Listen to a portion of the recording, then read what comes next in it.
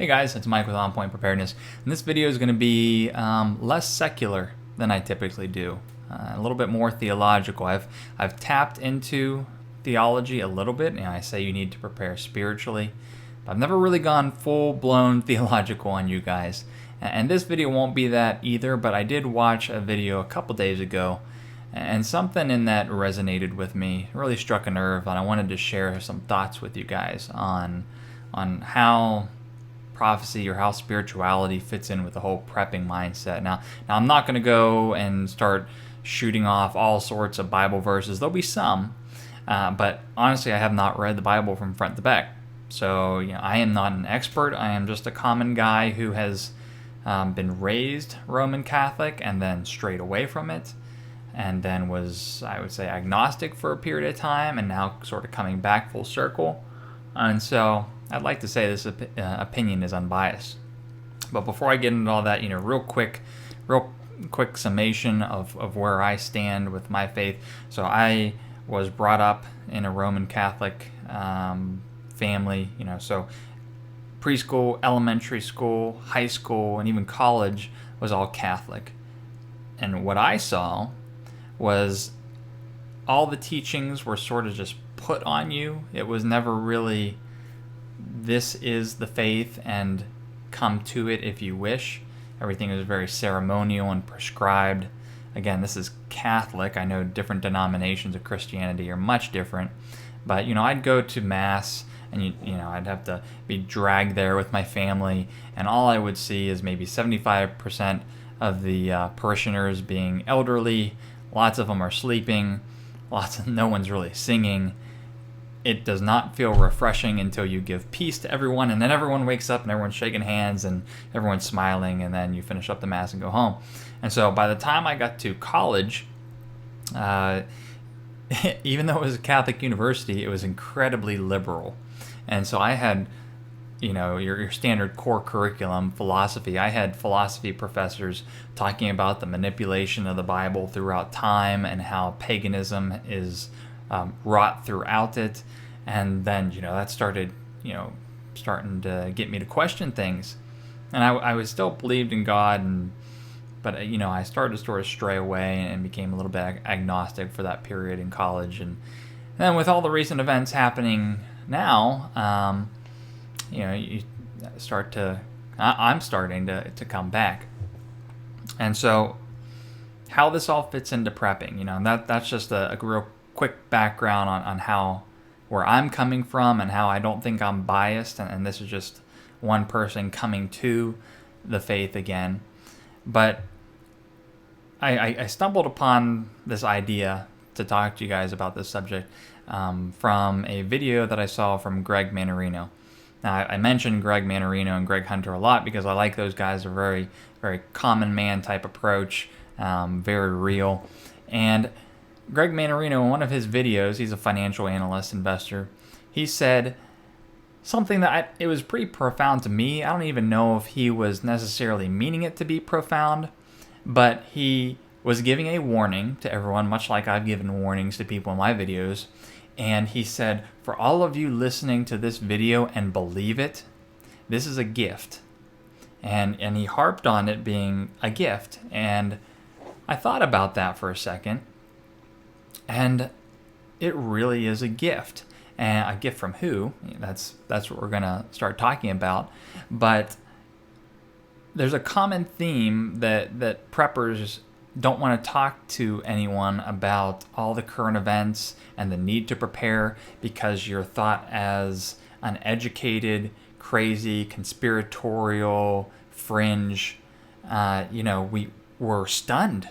We are absolutely stunned when you can lay out the facts very precisely and concisely, and people still don't believe, right? I mean, I have PowerPoint presentations, just say money as an example, a secular example, of how, the Federal Reserve and all the central banks are gearing up to steal everyone's wealth, and the people on the recipient end of this conversation are agreeing with me, and they're like, wow. And then it fades to black the next day. It's just lost on them, and they don't prepare. And so we wonder, why are these people just not listening. And I just wondered is if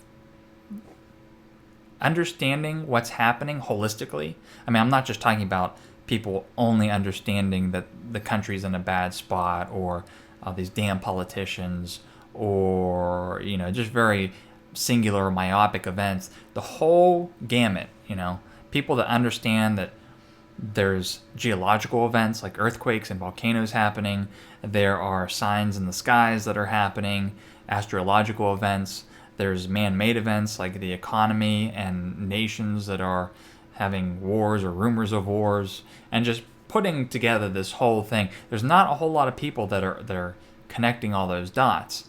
Even in the prepper community, I think there's some that, are just, I think the economy is going to shit, or, they're just not looking at the whole picture. But there's a lot of people, and if you look at the comments, most people that are preppers are faith-based.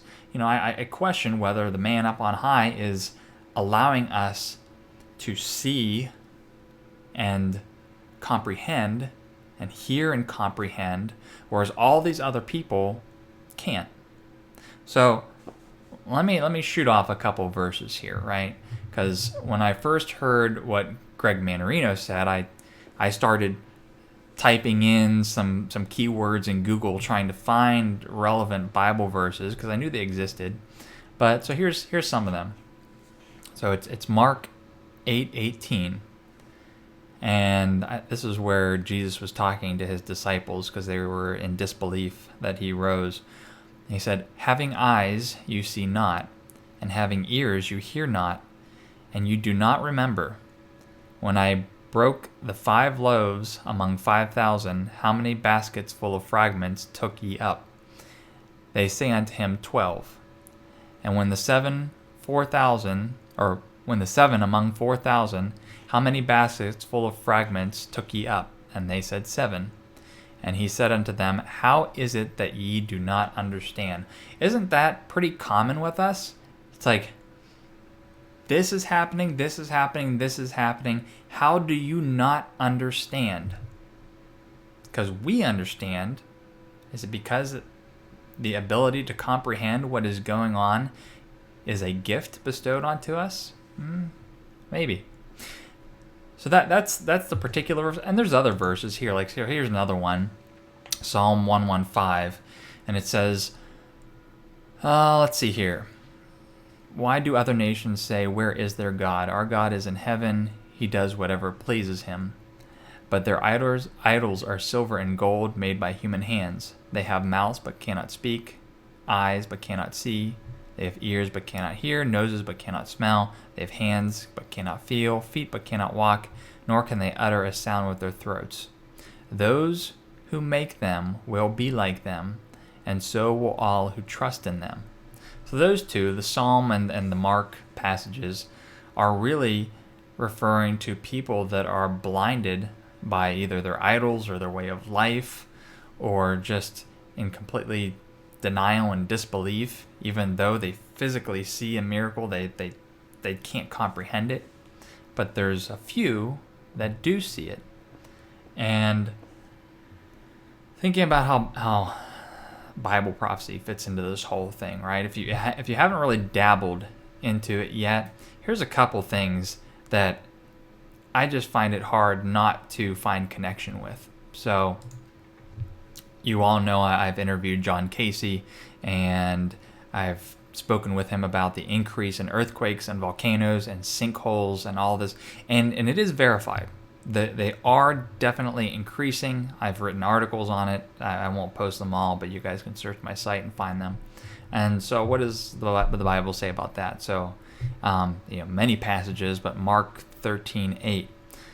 "For nation will rise against nation, and kingdom against kingdom. There will be earthquakes in various places. There will be famines. These are but the beginning of birth pains."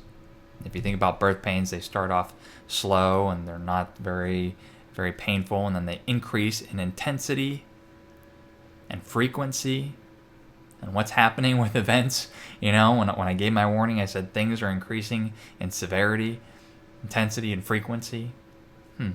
and the earthquakes that are increasing.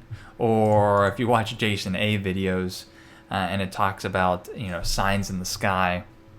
What's another one? So what's this? Acts 2:20. The sun will become dark and the moon will turn blood red before the great and glorious day the Lord arrives. So everyone, or mostly everyone, is aware of the blood moons, and that tetrads don't typically happen very often, 4 blood moons in a 2-year period, and when they do, they typically surround pretty significant events as they relate to the Jews and Christianity in general. And what do we have? I forget the exact date, but within September 22nd to 29th, there's a super blood moon in that time frame. And other events like the Star of Bethlehem came out, it was 2 weeks ago, for the first time in over 2,000 years. So, I don't know. I mean, personally, I think we are gifted with the insight and comprehension to what's going on. And from a person that was not full-blown theological Christian, I was at a point where I was more agnostic, and I'm starting to see all these things sort of fold together. I can't deny it. I cannot deny it. And so, I'm sure the comments are going to be full with all sorts of passages and Bible verses and saving. It's a personal journey for everyone. So that's my personal journey, and I need to find my way through it. But I do think that if you haven't looked at the religious component, and I'm not just saying Christian, any religion, this is for everyone to really think about what's going on and think about the relevance of all the events as it states in the Bible, and how incredibly prophetic the words are with the current day and age. You really need to set that third part of prepping, the physical, mental, and the spiritual part. You really need to start giving that some thought. So, you all who believe what I'm saying have a gift. Don't squander it.